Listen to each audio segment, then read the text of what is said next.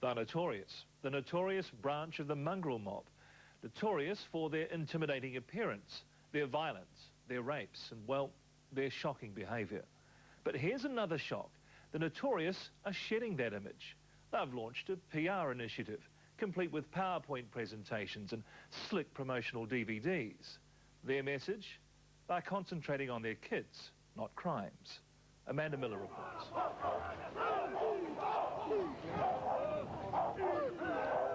It's a fearsome sight. 400 Mongrel mob members en masse, gathered to bury one of their own. This is historic footage. It's the first time television cameras have been allowed at a mob tangi.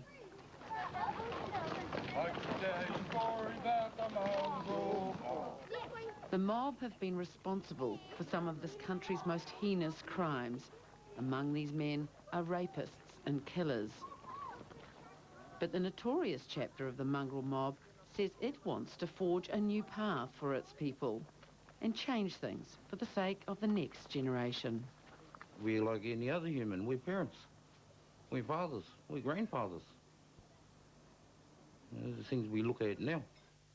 And as a mark of how committed Notorious is to the change, the leader, Roy Dunn, has agreed to his first interview in 30 years with the mob. Maybe it's because you're just too old now to be out there robbing banks.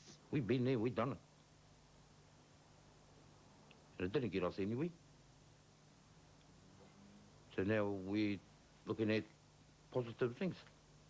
But why would the public believe that you truly want to change? Yeah, but everybody deserves a chance. And I guess in time will only tell.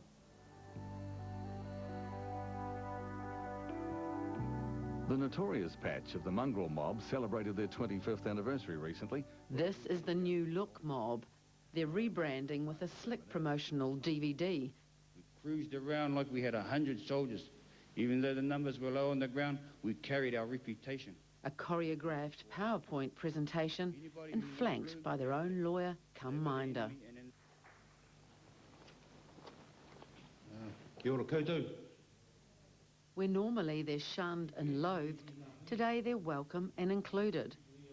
They're at a national hui on prison reform, and they're amongst judges, politicians and the top brass in the establishment. Crime and the criminal lifestyle. Instead of standing in a dock or behind bars facing authority, they're standing at a lectern talking with authority. I guess after all these years in jail, fighting the system, what most of all, seeing our kids not grow up, it's made us think, or it's made me think, as a leader anyway. When Roy Dunn was 14, he joined the mob, and about the same time he was told what his path would be in life. Well, said to me, from here, you will graduate to Borstal training. From there, you will go to Mount Eden prison. From there, you will go to Paremoremo, maximum. Those words stuck in my head. They even stick in my head to this day. For Roy Dunn and many of his bros here, that prediction was right. 8 years old, I stole a push bike from school. I was taken away from my family and made ward of the state. They share similar backgrounds of alienation and boys' homes. People died where we, in our journey, people hung themselves. People were killed. We're the survivors. And by the 70s and 80s, their signature was on some of the country's most violent crimes. Aggravated robberies, manslaughter and rapes. But when your life has been lived incarcerated for most of your youth and early adult lives, the years roll by and joining average society means a mountain that is so hard to climb. But when you get to the top, you see the clarity of what you've missing. 25 years ago, Roy Dunn helped to set up the Notorious chapter, handpicking top men from other mob chapters. And today he's the leader of more than 100 Notorious nationwide. But back then, he says his bros only ever had one family, and it was the mob. I fought the system, and my bros with me at the time. The system was our enemy. No one else was in my world. There was only me and the mob. Kia ora koutou. Greetings, everyone. But someone else did come into Roy's life, Sam Chapman, a big man with a big heart from South Auckland, the unlikely messiah of the notorious chapter of the Mongrel mob. Can we just give them a welcome, eh? It all began 9 years ago when Roy Dunn, a father of 6, came to Sam Chapman asking for help. I remember Roy saying, you know, Sam, we want to change, but we don't know how. He talked about his own life. He talked about the years in prison. He talked about his children. That I think at that stage, he'd never seen any of them born because he was always locked up when they were being born. Sam Chapman, his wife Thelma, their daughter and 2 sons have shared their home with whoever needs it. And Sam's reputation has spread throughout the world. He's also a trustee for World Vision, and to the bros, he was the first person to believe in them. It wasn't about hand out, hand up. It was just a hand. He walked with us. He shared with us. You know? He had no barriers. He opened up to us. And for someone to come in from the outside and do that, you know, it hasn't been part of our thing. You know, a gang is just a community of people who found a place to belong. That's all it is. They may channel their energy into crime. All we're doing is giving them another option to belong. That there is another place that you can call home and family. But the public look at these guys and they're the most odious and feared group in the country. And at times they have been. At times they are. But they can also be the most loving. And I've seen them love their children. And I've been a recipient of their love and their respect. Sam's mission began when the painter from Turangi married the 19-year-old Irish teacher. Both had come from Christian backgrounds where help and a home would always be provided. They carried on that tradition as their own family grew up. We don't run a rehabilitation house. We don't want to run a rehab home. This is our family home. Here, the formula for changing lives couldn't be more simple. Sam and his family take in the people that no one else wants. And they've lost count how many people have lived under their roof, but it's more than 100. And while the mob have never lived here, it's become like a second home. To me, life is not a project. There's a beginning and an end, and here's what it's going to cost us. Life is life. We make a commitment and we walk together, good and the bad and the ugly. A community where too many of our children die. From his house, Sam runs Project R.I.P. Support the Helping Hand appeal. And this is the Gentle Giant's kingdom. 7 houses provide homes for 4 generations of his family and those in need. R.I.P. also runs youth services and education programs. It's all paid for by Sam, his family, and donations from the public, and not 1 cent of government funding. Aren't you just one big sucker, Sam? Yep. Yeah, but that's part of it too, because that's the price you pay. It is about unconditional. Pig sucked in. It really is. But the return is even greater. And you don't do it because of the return. When Roy got together with Sam, they drew up a strict set of rules for the Notorious chapter. Put the kids first or hang up your patch. We've lost some members from the start. If they didn't see that point, that focus of the kids, the door was there, away you go. And you leave your patch behind.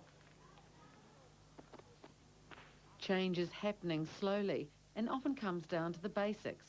Sam's R.I.P project helps the bros do practical things like get a driver's licence, get the kids in preschool, get into their own homes and get jobs.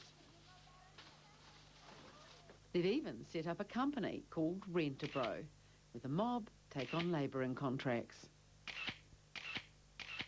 How could you expect the public to go, I know, this is a job for the mongrel mob.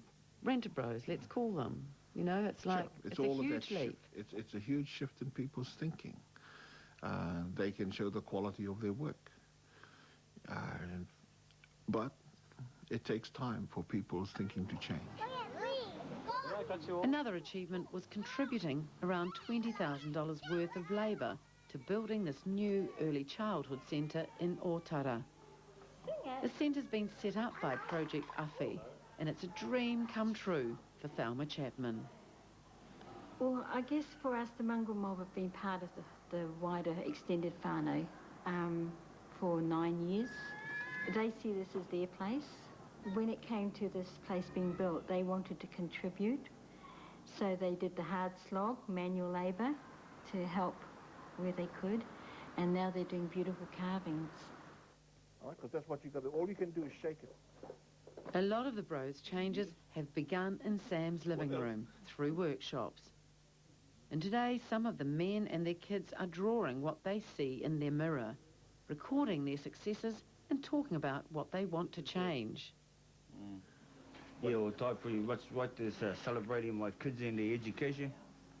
Is yeah, I think we need to get involved with them in that area and helping them celebrate their successes. You know, however little they are in their world, there's still successes, and celebrating that and giving them, making them be happy out of that.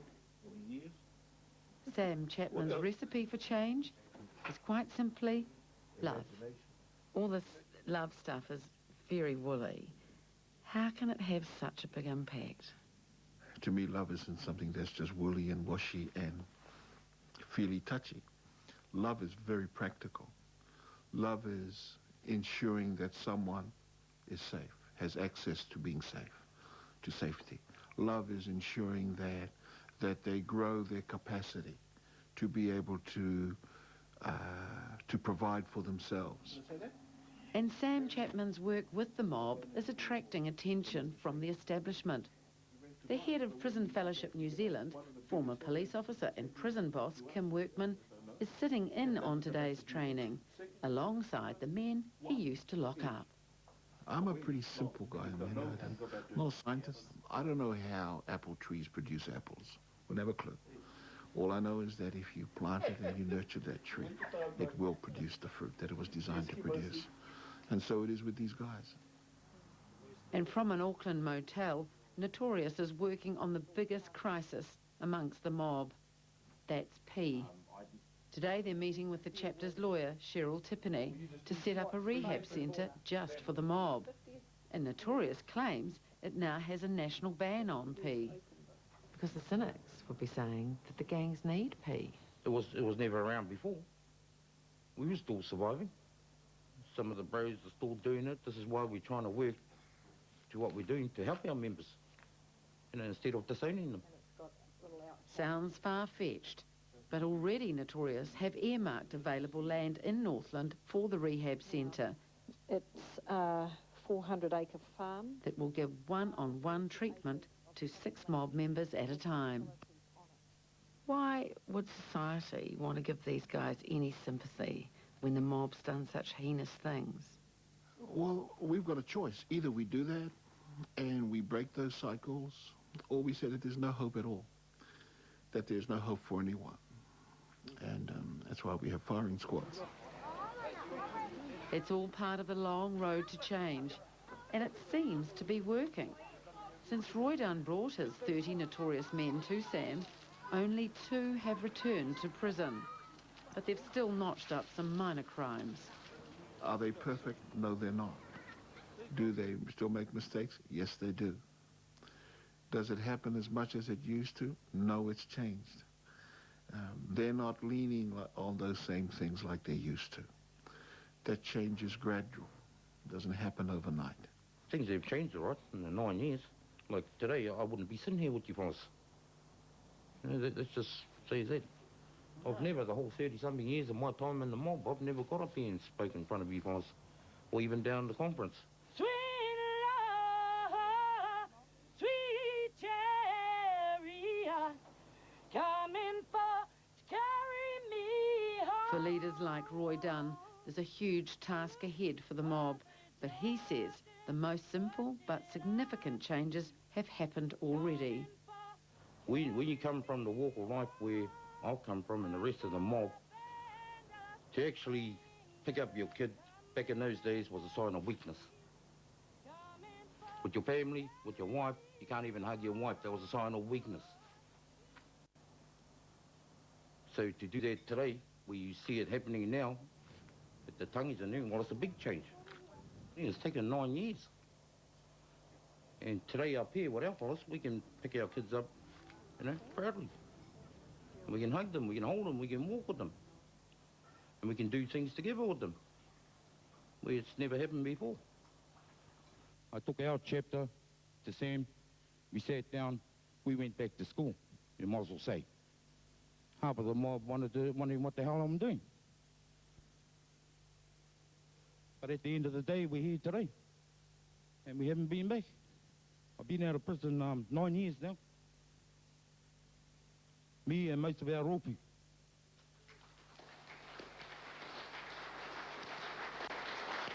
And it's true, most of all, through Sam, they walking this journey with us.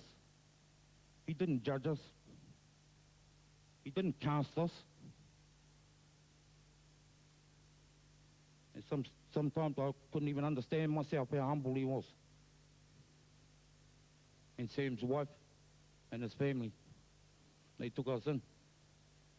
I mean, it's been an honor to, you know,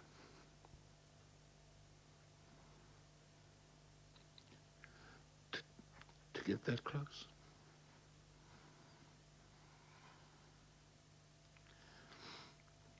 To share their breath and their tears and their joy.